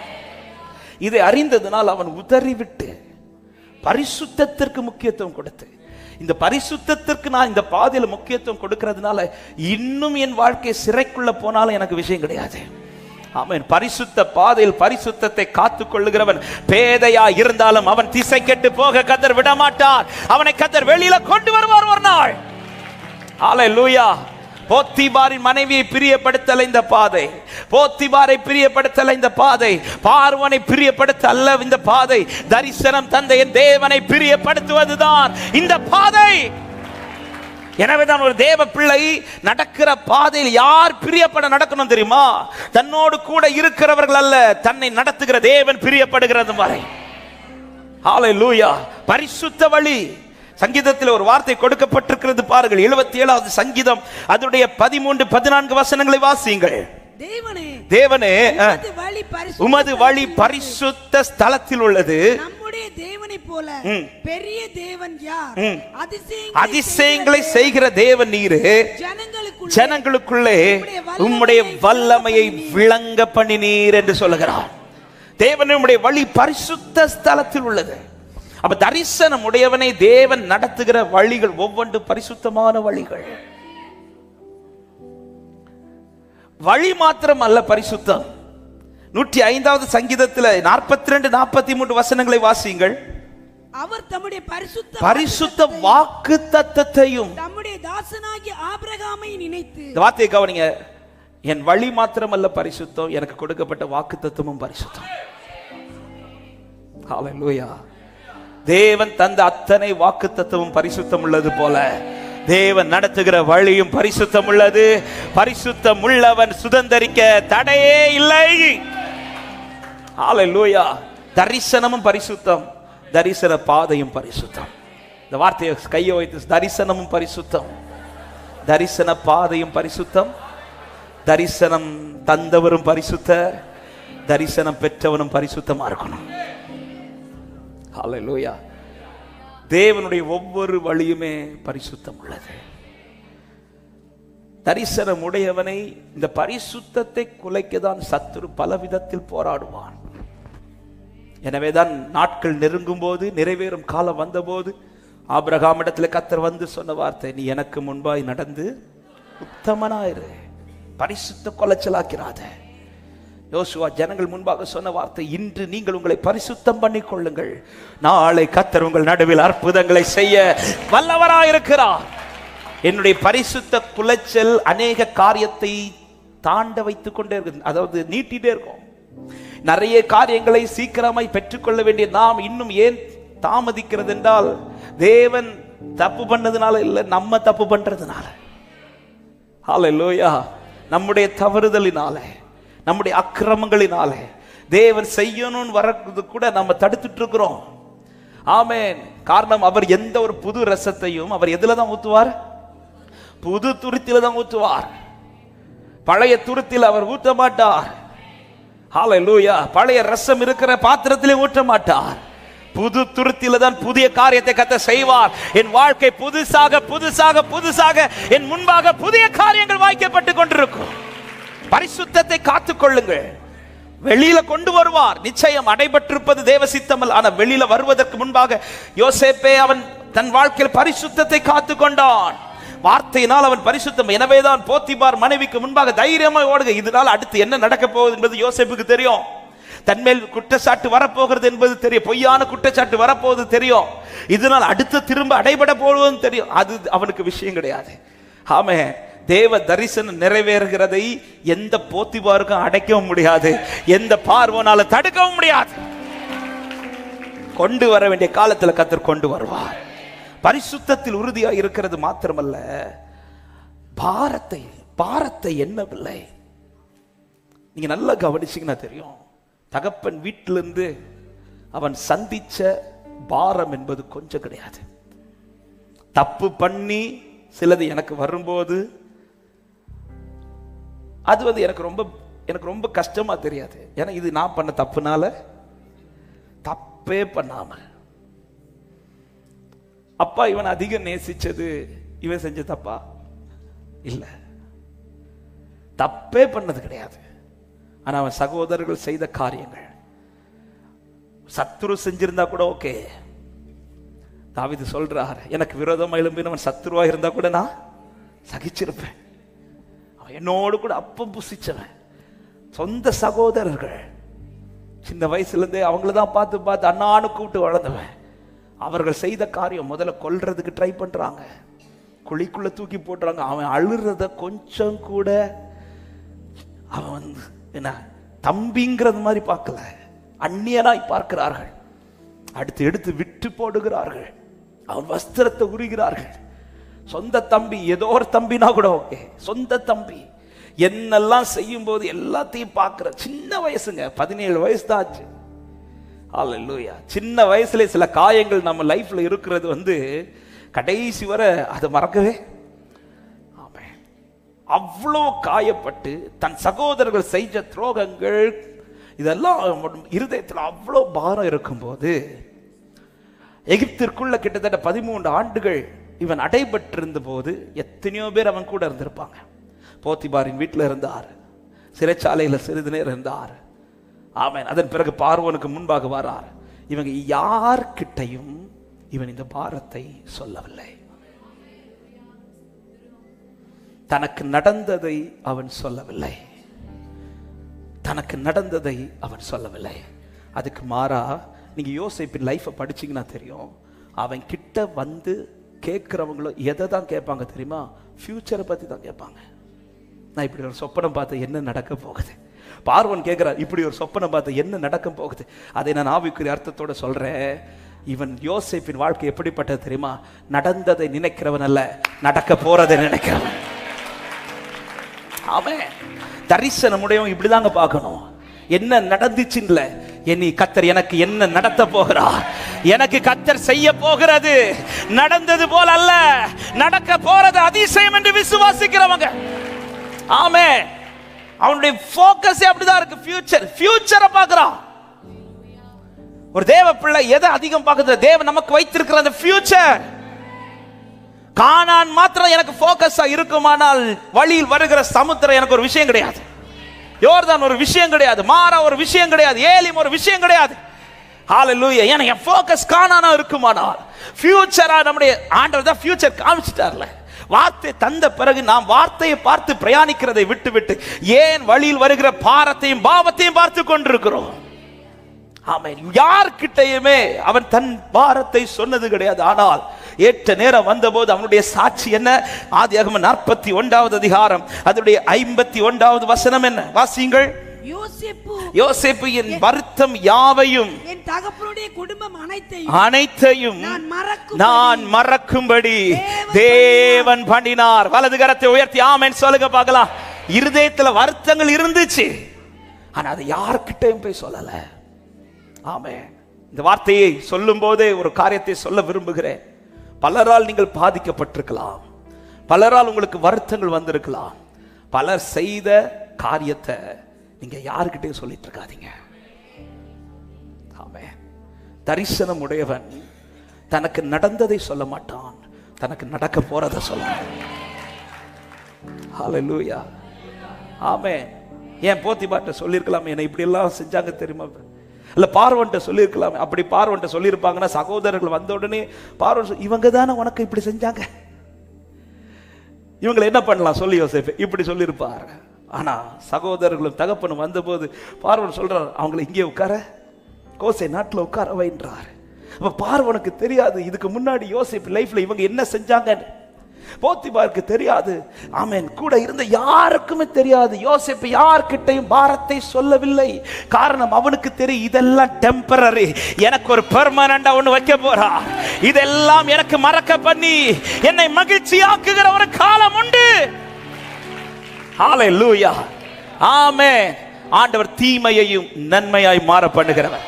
அன்பான தேவ பிள்ளைய, தரிசனம் உள்ள தேவ பிள்ளையுடைய வாழ்க்கையில சில தீமை செய்யறாங்கன்னா அது நன்மையாய் தான் மாறுமே தவிர அது தீமையா அவங்க வாழ்க்கையில முடியாது நம்புறவங்க மாத்திரம் கரத்தை உயர்த்தி ஆமென் சொல்லுங்க பார்க்கலாம். ஹalleluya, ஆமென்.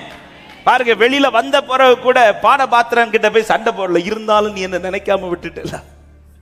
அவன் மறந்துட்டான் தெரிஞ்சதோ யோசேப்பு அவனை குறித்து எந்த கவலையும் படல. ஏன்னா யோசேப்புக்கு தெரியும் எனக்கு ஒரு ஃபியூச்சர் இருக்கு, எனக்கு ஒரு ஃபியூச்சர் இருக்கு. இன்னைக்கு ஒருத்தங்க ஏதாவது நம்மளை பார்த்து ஒரு வார்த்தை பேசிட்டாங்கன்னு உடனே அதை தான் நமக்கு பேசுறோம். நம்ம கிட்ட அவர் பேசின வார்த்தையை நாம் அதிகம் பேசுகிறதை விட நம்மளை சுத்தி செய்யறதை தான் நம்ம நிறைய பேசிட்டு இருக்கிறோம். உண்மையா கேட்கிறோம், உங்ககிட்ட இன்னைக்கு வந்து பேசினா நீங்க என்ன பேசுவீங்க? ஆண்டவர் வார்த்தையை பேசுவீங்களா, இல்ல இதுவரை செஞ்சதெல்லாம் பேசுவீங்களா? எதை பேசிக்கொண்டிருக்கிறோம்? என் வாயில எதை பேசிக்கொண்டு இன்னைக்கு ஜெபிக்க வச்சாரு ஆண்டவர். வாயினால் வருகிற வார்த்தையினாலே பல காரியங்கள் இன்னும் தாமதித்துக் கொண்டிருக்கிற இத்தனை அதிகாரத்தில் எந்த இடத்திலுமே யோசேப்பு தன் சகோதரர்கள் செய்த காயமான காரியத்தை யாரிடத்திலும் சொன்னது கிடையாது. அதுக்காக வருத்தமே இல்லையா? வருத்தம் உண்டு. வருத்தத்தை மறக்க கர்த்தர் செய்தார். கர்த்தர் எனக்கு இதை பண்ணினார் என்று சொல்லும் போது அவன் யார்கிட்ட அதை சொல்றான் தெரியுமா? ஆண்டவரே, என் சகோதரர்கள் இப்படி எல்லாம் செய்யறாங்க. ஹalleluya. ஆண்டவர்ட்ட எல்லாத்தையும் சொல்லியிருப்பாரு. ஆனா பானபாத்திரக்காரன்ட்ட சொல்லல, போத்திபாட்ட சொல்லல, பார்வன்ட்ட சொல்லல, யார்கிட்டையுமே தன் தகப்பன் வீட்டில் தனக்கு செய்ததை சொல்லவில்லை. மாறாய் அவன் கிட்ட பேச வரவங்களை எதை பத்தி தான் பேச வராங்கன்னா ஃபியூச்சரை பத்தி, ஃபியூச்சரை பத்தி. தனக்கு நான் எதற்காய் வந்தேன், என்ன நடக்க போகுது. ஆமா, யோசேப்பு தனக்கு நடந்தது அல்ல, தனக்கு நடக்க போகிறதை பார்க்கிறான். அன்பான உள்ளமே, அடைபட்டிருக்கிற உள்ளமே, நடந்தது முடிந்து விட்டது. நீ நடந்ததை குறித்து கலங்காதே. ஆமா, எல்லாவற்றையும் மறந்து விடு.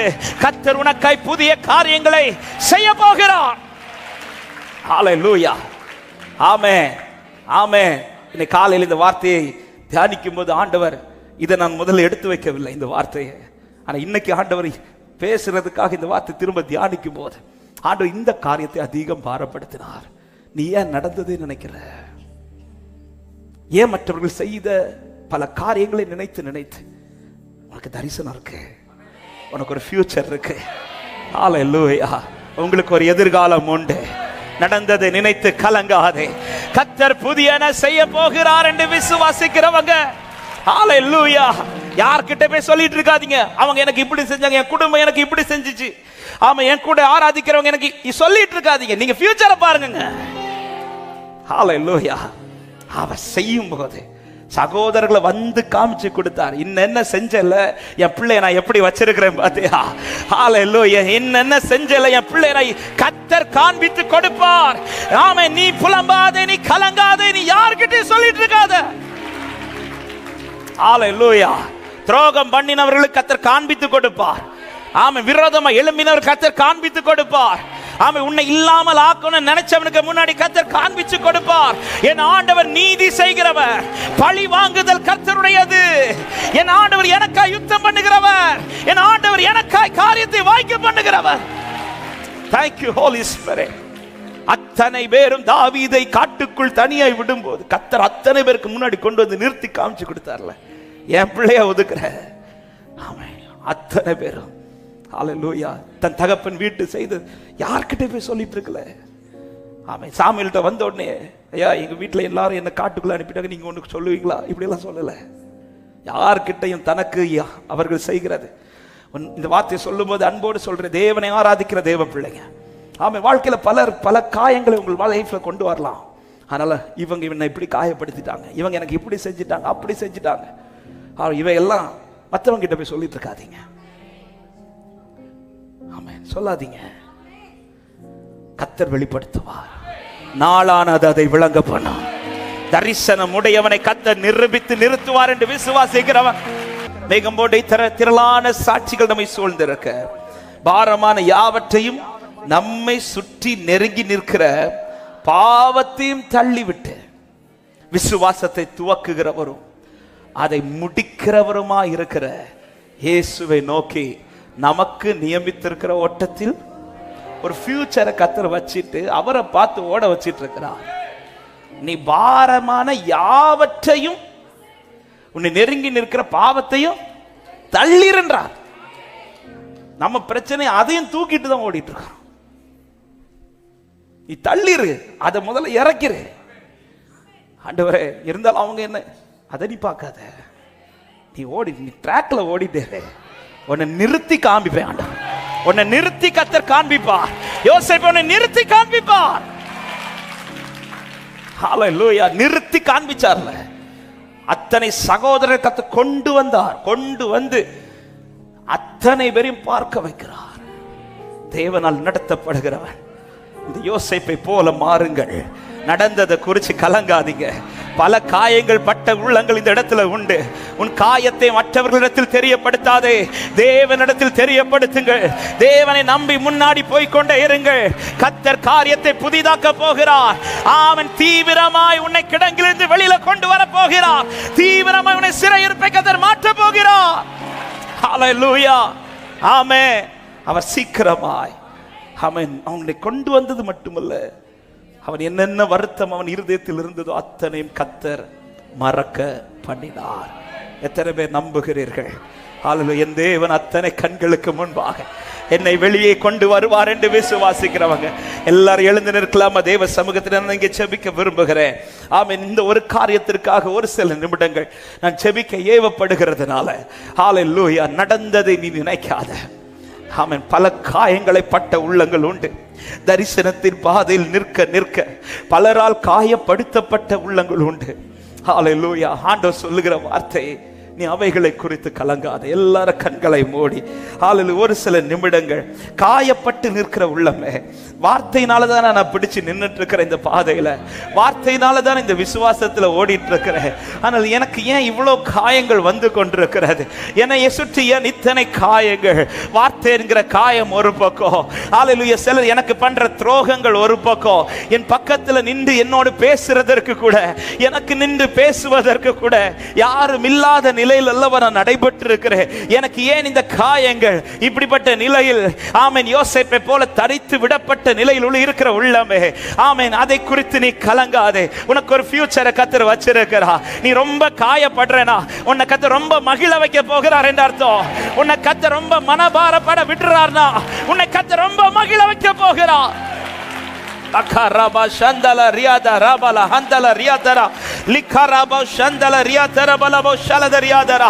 சீக்கிரத்திலே யோசேப்பே, தீவிரமாய் தீவிரமாய் தீவிரமாய் தீவிரமாய் இதோ கிடங்கிலிருந்து உன்னை வெளியில கொண்டு வர போகிறார். உன்னை மறந்தவர்கள் நினைக்க போகிறார்கள். நீ உன்னை உதிக்கிற உன் ஒளியிடத்தில் ராஜாக்கள் வர போகிறார்கள். உன் நிமித்தம் தேவன் அறியப்பட போகிறார். உன்னிலிருந்து கலற்றப்பட்ட வஸ்திரங்கள் உனக்காய் மகிமையாய் தரிப்பிக்கப்பட போகிறது. ஒரு விசை ரெண்டு கரங்களை உயர்த்தி கண்களை மூடி ஹல்லேலூயா. ஆமென்.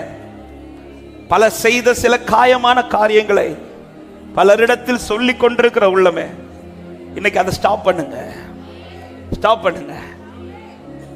ஆமென். காயங்கள் வரும்போது அதை கிறிஸ்துவினிடத்தில் வெளிப்படுத்துங்கள், கிறிஸ்துவினிடத்தில் தெரியப்படுத்துங்கள். வேற யாருக்கிட்டே சொல்லாதீங்க. நீ தரிசனத்தின் பாதையில் நில்லு. தரிசனம் உடையவனுக்கு அவன் பல காயங்கள் வரும். ஹல்லேலூயா. பல காயங்கள் வரும். ஆனால் காயம் கட்டுகிற ஒருவர் இருக்கிறார். நாம காயம் கட்டுகிற ஒருவர் இருக்கிறார். அவர் வெட்கப்பட்டு போக விட மாட்டார். அத்தனையும் மறக்க பண்ணி உன்னை மகிமையான ஸ்தானத்தில் கர்த்தர் கொண்டு வந்து நிறுத்துவார். எத்தனை பேர் விசுவாசித்து அடைக்கப்பட்ட என்னை கர்த்தர் வெளியில கொண்டு வருவார்னு விசுவாசிக்கிறவங்க, கடந்ததை நினைத்து கலங்காது, நடந்ததை மறந்து விடு. கடந்ததை நினைத்து ஆமென், நம்பிக்கையோடு கர்த்தர் ஆமென், கர்த்தர் புதியன செய்திடுவார். இன்றே நீ காண்பார், இன்றே நீ காண்பார், கலங்கிடவே வேண்டாம். Glory. Sharagadara tudara. Amen. நம் இயேசு கைவிட மாட்டார். சொல்லுங்க, எங்கள் துக்கம், எங்கள் துக்கம் glory.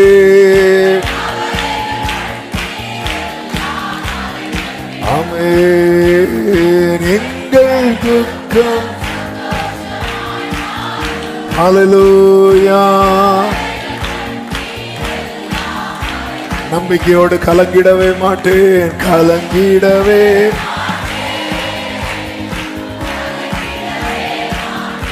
ஆமென். சொல்லுங்க, என் இயேசு கைவிட மாட்டார். என் இயேசு,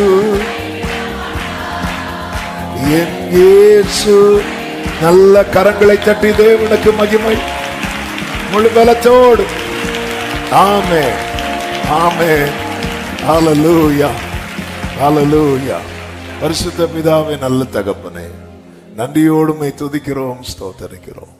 இந்த நாளை கர்த்தர் ஆசீர்வதித்து ஆண்டவரை பாட, துதிக்க, ஆராதிக்க, நீங்கும்படியான காரியங்கள் நீங்கும்படி செய்ய எங்களை ஜெபிக்க வைத்தீரே, உமக்கு ஸ்தோத்திரம். எங்களோடு பேசினீர் ஆண்டவரே. அப்ப நாங்களும் நடந்ததை குறித்து அல்ல, நடக்க போகிறதை குறித்து பேச ஆண்டவர் நீர் ஏற்கனவே எங்க வாழ்க்கையில திட்டம் வைத்திருக்கிறேன். உம்முடைய வேளையிலே வெளியே கொண்டு வந்து அதை நிறைவேற்றி எல்லா கண்களும் காணும்படி நீர் செய்ய போகிற தயவுக்காக ஸ்தோத்திரம். ஆமென்.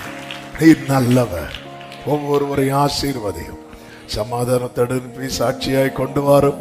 மகிமை அனைத்தும் ஒருவருக்கே செலுத்துகிறோம், இரட்சகர் இயேசுவின் நாமத்தில் பிதாவே. சேர்ந்து சத்தமாய் சொல்லுவோம், என் ஆத்துமாவே கர்த்தரை ஸ்தோத்திரி, முழுவலுமே அவருடைய பரிசுத்த நாமத்தை ஸ்தோத்திரி. என் ஆத்துமாவே கர்த்தரை ஸ்தோத்திரி, கர்த்தர் செய்த சகல உபகாரங்களை மறவாதே. ஆமென். நம்முடைய கர்த்தராகிய இயேசு கிறிஸ்துவின் கிருபையும் பிதாவாகிய தேவனுடைய அன்பும் பரிசுத்த ஆவியானவருடைய ஐக்கியமும் சிநேகமும் பாதுகாவலும் நம் அனைவரோடும் எல்லா பரிசுத்தவங்களோடு கூட கர்த்தருடைய வருகை மட்டும் தங்கி இருப்பதாக. ஆமென். ஹல்லேலூயா. God bless you. சமாதானத்தோடு போய் வாருங்கள். ஆமென்.